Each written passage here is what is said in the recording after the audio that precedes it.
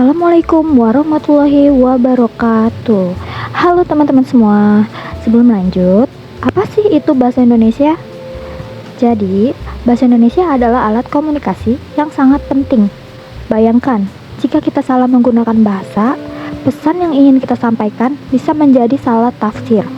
Oleh karena itu, penting bagi kita untuk memahami kesalahan-kesalahan umum dalam berbahasa Indonesia. Mari kita simak bersama hasil penelitian saya tentang topik ini. Berdasarkan data yang tertera dengan saya, Zara Nur Puspita dari Prodi Pendidikan Anak Usia Dini. Pada penelitian kali ini, dari mata kuliah Bahasa Indonesia dengan dosen pengampu Ibu Muasisa Jadida, MPD. Sumber data yang saya ambil dari Universitas Yogyakarta oleh Aditya Nugroho. Judulnya yaitu pengaruh motivasi dan minat terhadap prestasi siswa pada mata diklat keselamatan dan kesehatan kerja di SMK Negeri 1 Sedayu. Next, pokok bahasa. Di sini ada 2 kolom, yaitu data kesalahan. Data kesalahan berisi contoh-contoh kata yang ditemukan mengandung kesalahan ejaan dalam penelitian. Yang kedua, ada kolom analisis pembenaran. Kolom ini menunjukkan bentuk yang benar dari kata-kata tersebut sesuai dengan kaidah ejaan bahasa Indonesia. Isi dari data kesalahan yang pertama, sumber daya. Kata sumber dan daya dipisah dengan spasi, sehingga sesuai dengan KBBI. Yang kedua, di atas. Di atas merupakan kata yang ditulis secara terpisah. Yang ketiga, praktik. Praktik adalah kata baku dari kata praktek. Yang keempat, penulisan yang benar adalah memengaruhi, bukan mempengaruhi. Yang kelima, penulisan yang benar yaitu mempelajari. Yang keenam, penulisan kata yang tepat adalah di sekolah. Kata ditulis secara terpisah sebelum penulisan tempat. Yang ketujuh, menurut KBBI, kata yang benar yaitu ibtidaiyah. Yang kedelapan, bentuk kata bakunya dalam KBBI yaitu modern. Yang kesembilan, menurut KBBI, penulisan kata yang benar adalah subjek. Yang ke-10, tapi. Kata tapi itu tidak baku, maka kata tetapi yang lebih tepat dan baku. 11. Teoritis. Menurut KBBI, penulisan yang benar yaitu teoretis. 12. Di mana. Sebagai awalan pembentuk kata kerja harus dipisah dengan spasi sebagai kata depan. 13. Sosial. Penulisan kata yang benar adalah sosial. 14. Aktivitas. Menurut KBBI, kata baku yang benar adalah aktivitas. 15. Objek. Penulisan kata yang benar dan baku adalah objek. 16. Produktivitas. 16 kata yang benar menurut KBBI adalah produktivitas. 17. Menunjukkan. Penulisan dan tata bahasa yang sesuai dengan KBBI yaitu menunjukkan adanya double K. Dan ke-18, keterampilan. Menurut KBBI, kata-kata yang tepat yaitu keterampilan. Next, kalimat efektif. Di sini ada data kesalahan dan analisis pembenaran. Data kesalahannya, pendidikan sekolah merupakan amanah untuk mengembangkan sumber daya manusia yang dilakukan secara sistematis, praktis, dan berjenjang. Dalam pelaksanaan mengajar di sekolah, guru memiliki peranan penting demi tercapainya proses belajar yang baik. Sehubungan dengan peranan ini, seorang guru dituntut harus mempunyai kompetensi yang memadai dalam hal pengajaran di sekolah. Kurangnya kompetensi guru akan menyebabkan siswa tidak senang pada pelajaran. Sebagai akibatnya, hasil belajar akan menurun.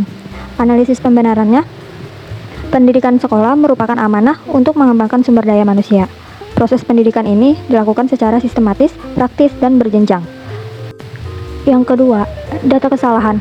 Pendidikan menengah kejuruan adalah salah satu jenjang pendidikan menengah selain juga jenjang pendidikan menengah umum. Pengertian pendidikan kejuruan dalam Undang-Undang Nomor 2 tentang Sistem Pendidikan Nasional adalah pendidikan kejuruan merupakan pendidikan yang mempersiapkan peserta didik untuk dapat bekerja dalam bidang tertentu atau yang lebih spesifik dalam Peraturan Pemerintah Nomor 29 Tahun 1990 tentang pendidikan menengah yaitu pendidikan menengah yang mengutamakan pengembangan kemampuan siswa untuk melaksanakan jenis pekerjaan tertentu. Analisis pembenarannya, pendidikan menengah kejuruan merupakan salah satu jenjang pendidikan yang bertujuan mempersiapkan siswa untuk memasuki dunia kerja.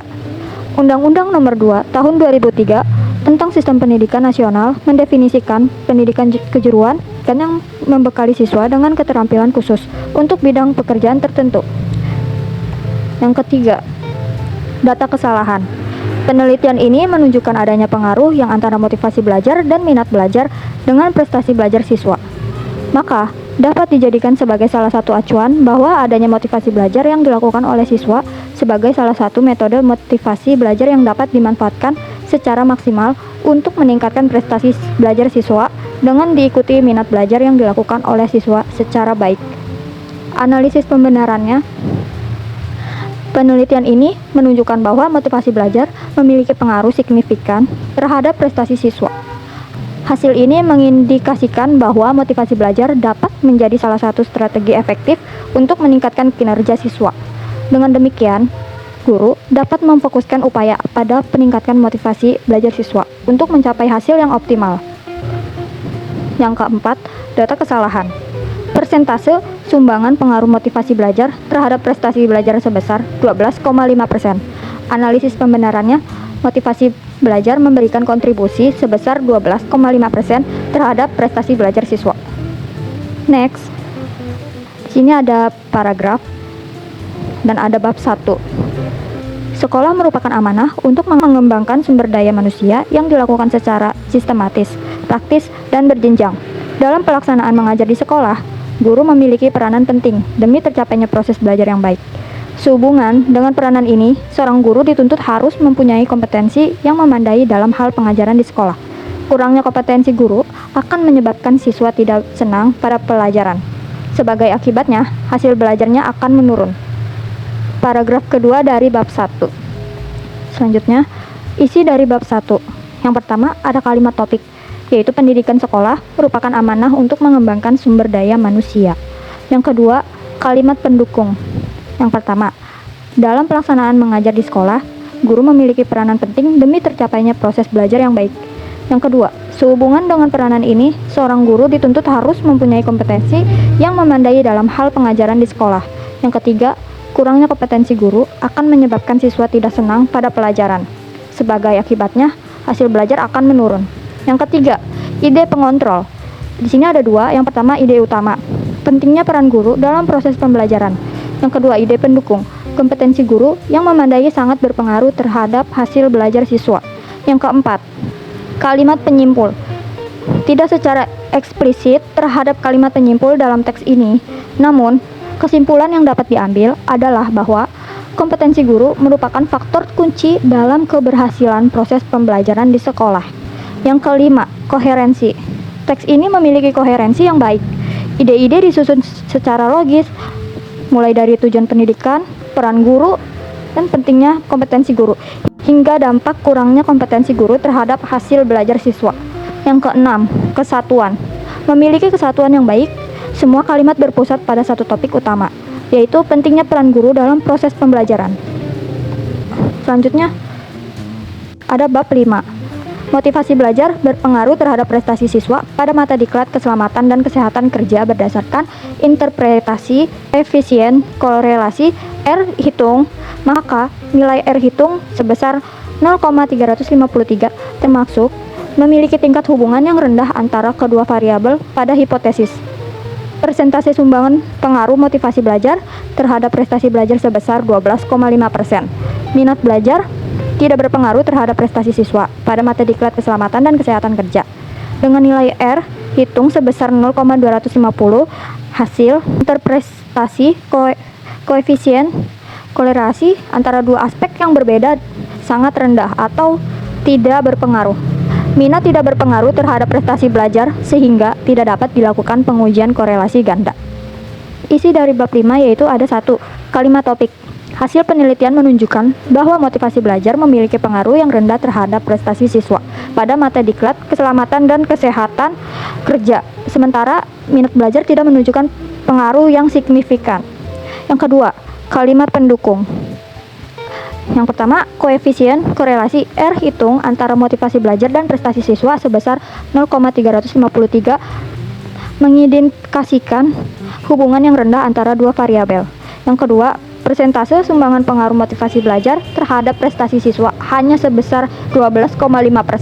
Yang ketiga, minat belajar yang diukur dengan nilai R hitung sebesar 0,250 tidak menunjukkan hubungan yang signifikan dengan prestasi siswa pada mata diklat K3. Yang keempat, oleh karena minat belajar tidak berpengaruh, maka analisis korelasi ganda tidak dapat dilakukan. 3. Ide pengontrol variabel kontrol potensial. Untuk penelitian lebih lanjut, perlu dipertimbangkan variabel kontrol lain seperti gaya belajar, lingkungan belajar, atau dukungan sosial yang mungkin mempengaruhi prestasi siswa pada mata diklat K3. Yang keempat, kalimat penyimpul. Temuan ini mengindikasikan bahwa faktor lain di luar motivasi dan minat belajar mungkin lebih dominan dalam mempengaruhi prestasi siswa pada mata diklat K3. Yang kelima, koherensi. Teks telah disusun secara logis dengan kalimat topik yang jelas diikuti oleh kalimat pendukung yang relevan. Yang keenam, kesatuan. Teks berfokus pada satu topik utama, yaitu hubungan antara motivasi belajar, minat belajar, dan prestasi siswa pada mata diklat K3. Nah, sekian dari saya, kurang lebihnya mohon maaf. Assalamualaikum warahmatullahi wabarakatuh. Sampai ketemu kembali ya teman-teman semua. Terima kasih.